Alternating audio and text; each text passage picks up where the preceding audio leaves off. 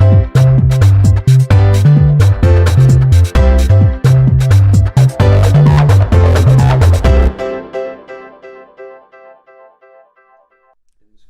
Goose Ethos. The Goose Ethos was something that I'd come across a few years ago, and it's a management tool. It's about getting the best out of people as a team, as an organisation, and how you can, if you work together and you follow the Goose philosophy, that has a big impact on what you do. So, for example, if geese are flying in a V formation, they fly 71% further like that than they do if they fly singly.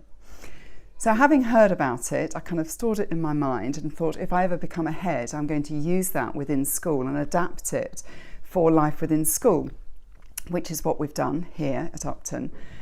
The Goose philosophy underpins everything that we do. It's very much about team working. It's about supporting each other. It's about not necessarily always having one person in the lead, because if the lead goose gets tired, he goes around to the back of the flock and another goose takes the place. It's about ensuring that as a team of people, whether it's a pupil, a parent or a staff member or a governor, we all support each other towards our end aim to make this school the best place it can possibly be.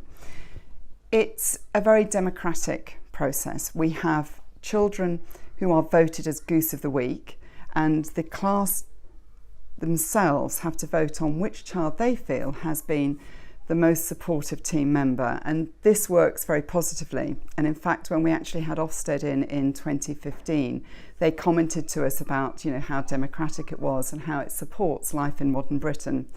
So although that wasn't my initial aim, it does very much support life in modern Britain.